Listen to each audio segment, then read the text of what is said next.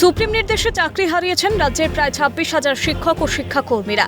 চাকরি ফিরে পেতে দিন-রাত এক করে চলছে তাদের প্রতিবাদ, ধর্ণা ও অনশন কর্মসূচি। রোদ, ঝড়, জল উপেক্ষা করে রাস্তায় পড়ে রয়েছে তারা। দাবি একটাই, প্রকাশ পাক যোগ্য অযোগ্যের তালিকা, সঠিক বিচার পাক শিক্ষক সমাজ। এমতাবস্থায় চাকরিহারাদের পাশে দাঁড়িয়েছে এক বৃদ্ধা। চাকরিহারা ছেলে জীবন শিক্ষার সঙ্গে নিয়ে আচার্য সদনের সামনে আন্দোলনে সামিল হন পূর্ব বর্ধমানের মেমারির বৃদ্ধা। হুইল চেয়ারে বসে স্লোগানে মুখরিত হন বৃদ্ধাও।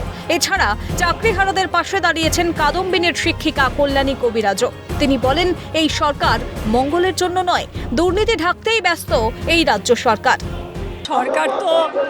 সরকার সবসময় মানুষের কল্যাণের জন্যই সরকার তৈরি হয়, কিন্তু আমরা দেখলাম মানুষের কল্যাণ তো দূরের কথা, মানুষের অকল্যাণ করার জন্যই এই সরকার ব্যস্ত।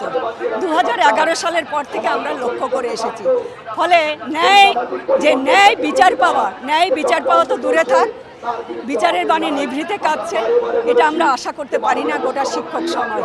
অন্যদিকে কিছু শুকনো খাবার এবং জল নিয়ে চাকরিহারা শিক্ষকদের পাশে দাঁড়িয়েছে ভাঙড়ের জমি জীবিকা বাস্তুতন্ত্র রক্ষা কমিটি।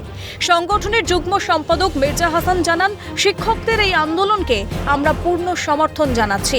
তাদের আন্দোলন চালিয়ে যেতে সাহায্যের হাত বাড়িয়েছেন তারা। রাজ্যের বুকে কোনো রকম মানুষের প্রতি যে অবিচার হলে বা কোনো রকম কিছু হলে তারা আমরা পাশে দাঁড়াই। আজকেও আমরা এই আন্দোলনের সমর্থনে আমরা তাদের সংহতি জানাচ্ছি এবং তাদের জন্য কিছু জল, কিছু কলা, ফ্রুট মানে শুকনো খাবার, কিছু কাঁচা খাবারটা আমরা দিচ্ছি। এটা একটা প্রতীকই বলতে পারেন। তারা সারা রাত দিন এখানে বসে আছে, শুয়ে আছে। এখন দেখার আর কতদিন আন্দোলন চালিয়ে যেতে হয় চাকরিহারাদের। ক্যামেরায় জ্যাকি সিং এর সঙ্গে মফিজুল ইসলামের রিপোর্ট, ক্যালকাটা নিউজ।